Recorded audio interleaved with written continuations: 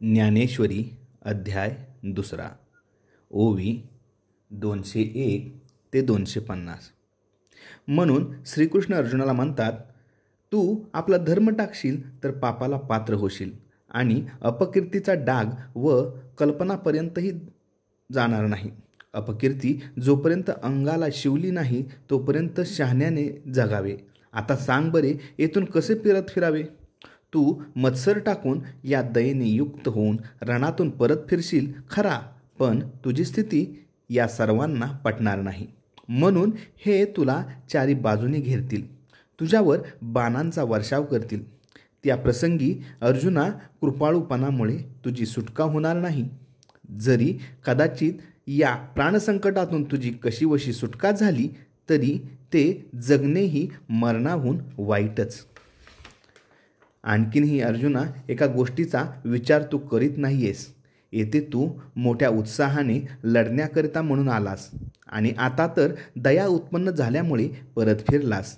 तर अर्जुना, तुझे हे करणे या दृष्टवैर्याच्या मनात खरे वाटेल का? सांग बरे मला. ते म्हणतील, हा पळाला रे पळाला, अर्जुन आम्हाला भ्याला, असा दोष तुझ्यावर राहिला तर ते चांगले आहे का? सांग. लोक अनेक कष्ट करतात किंवा प्रसंगी आपले प्राणही खर्ची घालतात, पण धनुर्धरा कीर्ती वाढवितात. ती तुला अनासाये संपूर्ण लाभली आहे. आकाश हे ज्याप्रमाणे अद्वितीय आहे त्याप्रमाणे अनंत उपमारहित अशी तुझी कीर्ती आहे. तिन्ही लोकात तुझा गुण उत्तम आणि प्रसिद्ध आहेत. देशोदेशीचे राजे बहाट बनून तुझी कीर्ती वाखाणतात. ती ऐकून यमादिकांनाही धास्ती पडते. अशी तुझी थोरवी भरीव व गंगेसारखी निर्मळ आहे. ती पाहून जगातील मी म्हणणारे वीर चकित होतात. तो तुझा अपूर्व पराक्रम ऐकून या सगळ्यांनी आपल्या जीवाची आशा सोडली आहे. ज्याप्रमाणे सिंहाच्या गर्जनेने मदनोत्त हत्तीचाही प्रलय काळ होतो, त्याप्रमाणे कौरवांना तुझा धाक बसला आहे. ज्याप्रमाणे पर्वत वज्राला किंवा सर्प गरुडाला समजतात, त्याप्रमाणे अर्जुना हे तुला नेहमी मानतात. जर तू न लढताच परत निघशील तर तुझा हा मोठेपणा नाहीसा होईल आणि मग तुला हीनपणा येईल. तू जरी पळून जाऊ लागलास तरी हे कौरव तुला जाऊ देणार नाहीत. तुला पकडून तुझी फजिती करतील आणि तू ऐकत असताना तुझी अमर्याद निंदा करतील. मग त्यावेळी तुझे हृदय विदीर्ण होईल. त्यापेक्षा आज शौर्याने तू लढ आणि यांना जिंकलेस तर या पृथ्वीच्या राज्याचा उपभोग घेशील. मारला गेलास तर युद्ध करताना प्राण खर्ची पडले तर स्वर्गातील सुख तुला त्रासावाचून प्राप्त होईल. एवढ्याकरिता अर्जुना, या गोष्टीचा विचार करीत बसू नकोस. आता हे धनुष्य घेऊन उठ आणि लवकर युद्धाला आरंभ कर. पहा, या स्वधर्माने आचरण केले असता असलेल्या पापे नाहीशी होतील. पातक लागले की भ्रांती या ठिकाणी तुझ्या चित्तात कशी आली?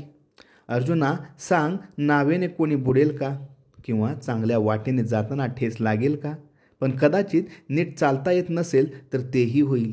दूधच पण जर विषासह सेवन केले तर त्याने मरण येईलच. याचप्रमाणे फलाशेने स्वधर्मापासून दोष लागतो. म्हणून पार्था, सर्व प्रकारे फलाशा सोडून क्षत्रियाच्या धर्माप्रमाणे युद्ध कर, म्हणजे तुला पाप मुळीच लागणार नाही. सुखाच्या वेळी संतोष मानू नये, दुःखाच्या वेळी खिन्नता धरू नये आणि लाभ हानी मनात धरू नये. या युद्धामध्ये जय मिळेल अथवा अजिबात देहच नाहीसा होईल या पुढच्या गोष्टी अगोदरच चित्तीत बसू नये.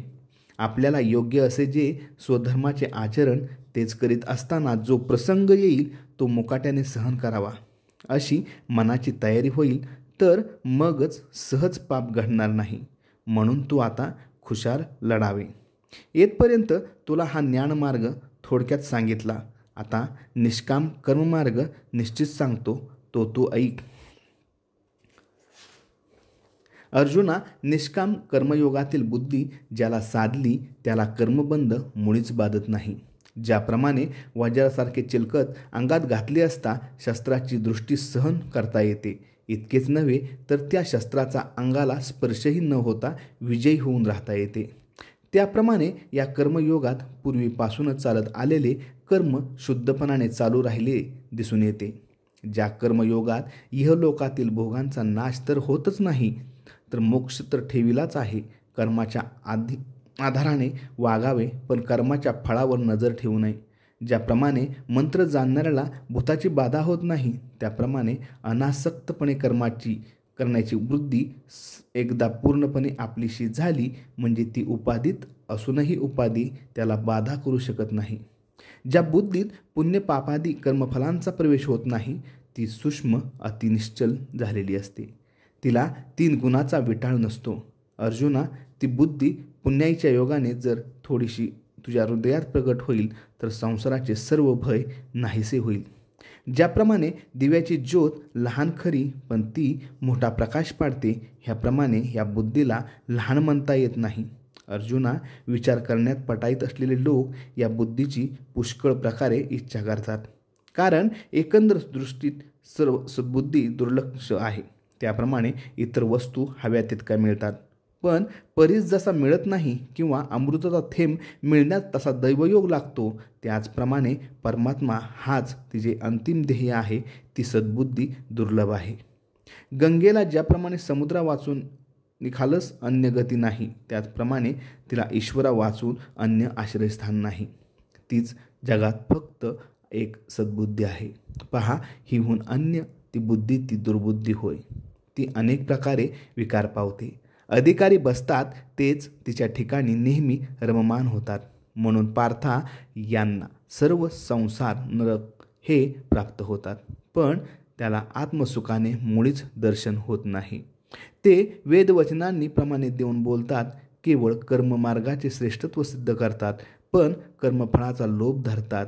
ते म्हणतात, मृत्युलोकी जगावे, यज्ञादी कर्मे करावी, मनोहर अशा सर्व सुखाचा उपभोग घ्यावा, या वाचून या लोकी दुसरे मुळीच सुख नाही, असे हे दुर्बुद्धीचे लोक प्रतिपादतात. अर्जुना, पहा, केवळ शुभभोगाने नजर देऊन फलाशेने व्याप्त होतात. दुर्बुद्धीचे लोक कमी आचरितात. अनेक प्रकारच्या कर्मानुष्ठानाने विदित यत्कितीतही चूक होऊ न देता अगदी दक्षतेने धर्माचरण करतात, परंतु एकच वाईट गोष्ट करतात, ती हीच की स्वर्गाची इच्छा ते मनात बाळगतात आणि यज्ञाचा भोगता तो परमात्मा त्याला विसरतात. ज्याप्रमाणे कापराची राख व्हावी आणि मग तिला अग्नी लावून द्यावा किंवा मिष्टांनात जालिम विष घालावे,